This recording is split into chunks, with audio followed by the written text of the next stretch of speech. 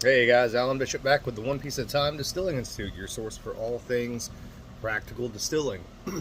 So as always, if you have questions, reach out to me at bishopshomegrown@gmail.com, via my social media or in the YouTube comments, and I'll be glad to answer your question to the best of my ability.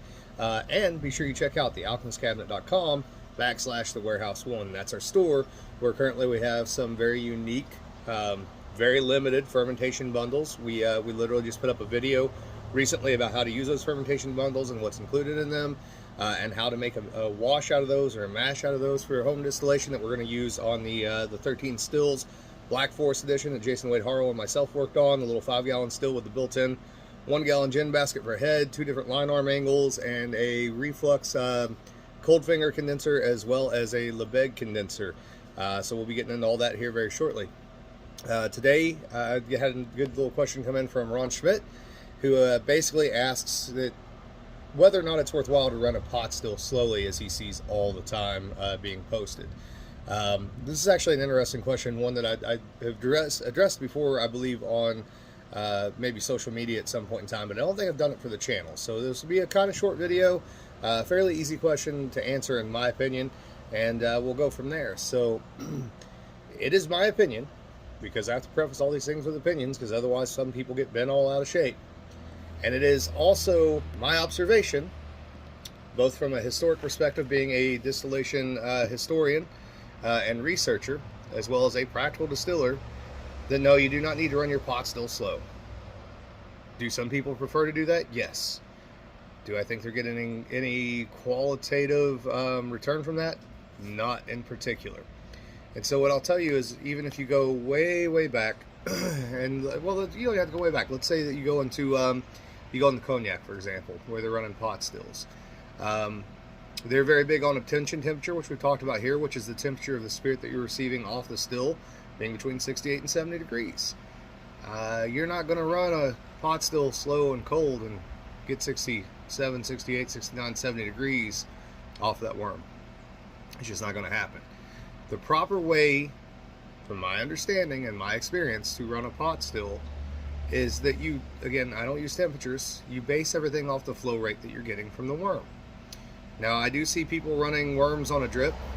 It's not necessary. Sometimes on a Lebesgue condenser, especially if you want to hold higher proof and you're trying to hold things down with a deflator a little bit and refluxing, forcing some reflux, you're going to run in a drip. And you're going to see that a lot, for example, with the little collaboration still between One Piece at a Time Distilling Institute and 13 Stills. But on a pot still, if the worm and the line arm are designed halfway correctly, there's nothing wrong with running a good solid stream off of a pot still.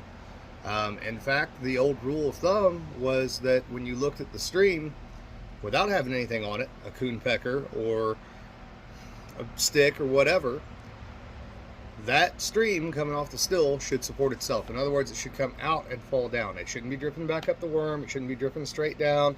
It shouldn't be a little tiny little itty bitty stream either. It should be a steady stream, no bigger than the size of a pencil lead, coming off the still and arcing just a little bit. In other words, it had enough heat on it that it's pushing itself out and away from the still just a little bit. That means that you're running at a reasonable temperature. Now, you don't want to push it too hard, obviously. You don't want to puke the still or anything like that. Hopefully you've got some anti-foam or whatever you need to in the still to keep that from happening. But you don't also need to dilly-dally around. There's not a huge qualitative difference there. The qualitative difference actually comes when you run too cold. And we talked about this with the obtention temperature in a previous video. When you run a pot still too cold, you run that condenser too cold, you run it too slow, you are actually forcing some of the volatile components that you may not necessarily want from your fermented material to bind to that ethanol and make it potentially hotter or more fiery, or have some compounds there that you don't want. You need to run a little bit warmer so that you can actually separate those components that you want to get rid of, foreshots, heads, etc., and make good solid cuts between them, and not also be binding a lot of those things that you might want to run off as a gas. We talked about this before as well, with having a vent on the still, which you will see on almost every commercial pot still you ever see out there in the commercial world. You don't want those gases to bind to that alcohol, and again, that affects your qualitative product. So no, for me, I don't see any reason to run a pot still slow and cold. I think that there's a lot of mythology around that once people really start running, they run something more than just a simple sugar shine, and they really get into this art and this passion, and they get out there and they start taking things to the next level, I think they'll realize pretty quickly that that's not necessary. It wasn't historically done. It's not used traditionally across traditional distilling cultures that use double pot still distillation, such as in cognac or in Scotch whiskey, or with the traveling distillers of France or anywhere in Eastern Europe for Palinka or Slovovitia or any of those products. And trust me, guys, a lot of those guys, they've been distilling for literally 8, 9, 10 generations. They forget more about distillation every day than I will ever hope to know. So I have to take their lead to some degree. I also have to take the lead of the old-time American distillers that wrote a lot of the early publications on distillation here in the United States. And that's the same thing they all say, right? This is coming from someone who has run multiple kinds of pot stills at multiple locations, whether it be an old-fashioned actual alembic, or it be, you know, a keg still, or it be a straight-side Appalachian flat-bottom still. You know, you name it, I've probably run it at some point in time. Bain Marie's, steam jacketed, electric, etc. Been there and done that. Don't know everything about all of it, honestly, and I always say that up front. But it is my opinion that you don't need to run low and slow.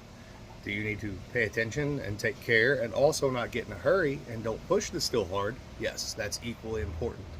But running it at a drip is not going to do you any favors, in my opinion, other than eat up a whole bunch of time that you ain't never getting back. So it's just my 2 cents. As always, check out thealchemistcabinet.com/thewarehouse1. You can also pick up my book there. The autographed edition is still available through the Alchemist Cabinet store, the warehouse that's on there.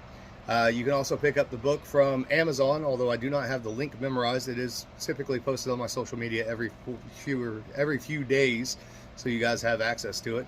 And I hope you guys are enjoying the videos as much as I'm enjoying making them. I love y'all, and I'll catch you soon. Later.